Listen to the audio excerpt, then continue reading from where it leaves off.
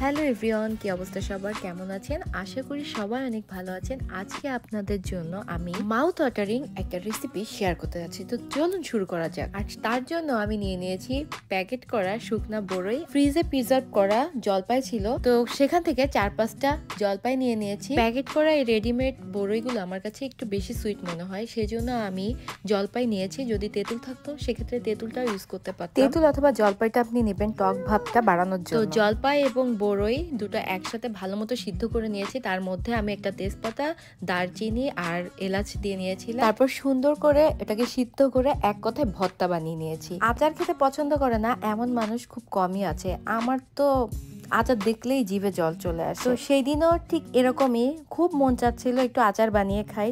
তো খুব চটপট করে কিভাবে ইজি ওয়েতে আচার বানানো যায় সেজন্য ভাবলাম যে আপনাদের সাথে একটু শেয়ার করি। যখন মন চাবে এইভাবে বানিয়ে খাবেন, দেখবেন খুব মজা। এখন আমি আছি দ্বিতীয় স্টেপে। তো দ্বিতীয় স্টেপের এই ইনগ্রিডিয়েন্টসগুলো খুবই ইম্পর্ট্যান্ট আচার বানানোর ক্ষেত্রে।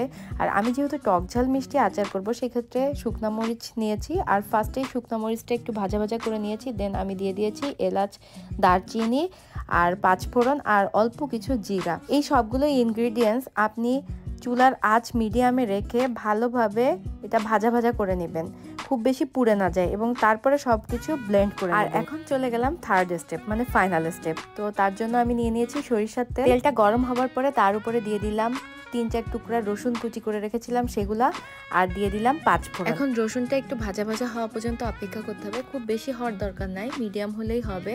রসুনের একটা সুন্দর স্মেল আছে, ওটা আসলেই হবে। এবং তার মধ্যে এখন আমি দিয়ে দিচ্ছি শুরুতেই সেদ্ধ করে রাখা সেই বড়ইগুলা। আর এখন আপনাকে খুব সুন্দরভাবে সবকিছু মিক্স আপ করে নিতে হবে। আর একটা কথা, শুরুতেই যখন আমি বড়ইগুলো সিদ্ধ করে নিয়েছিলাম তখন তার ভিতরে আমি কিছুটা পরিমাণ সল্ট দিয়ে নিয়েছিলাম একটু স্বাদ হবার জন্য।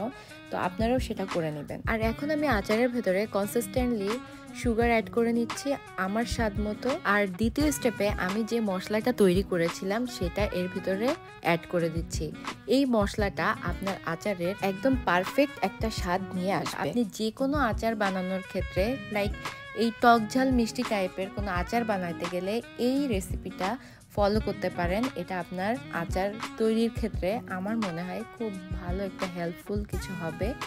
তো এটা এখন সুন্দরভাবে মিক্স আপ করতে হবে যতক্ষণ না আপনি, মানে গ্রেভি ভাবটা যতক্ষণ না আসে। আর আপনি কেমন রাখবেন থিকনেসটা, এটা আপনার উপরেই ডিপেন্ড করবে।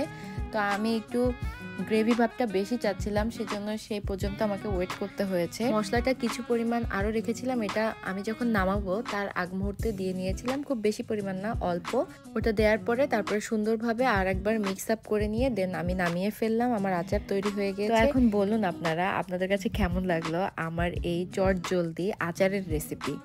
আপনার কাছে যদি ভালো লেগে থাকে অবশ্যই কিন্তু কমেন্টসে জানাবেন। আর যাদের আলসেমি লাগে কিংবা ভয় লাগে যে আচার বানাতে কত ঝামেলা, তো আমার এই রেসিপিটা ফলো করতে পারেন। তো আজকের মতো এখানেই শেষ করছি। আল্লাহ হাফেজ।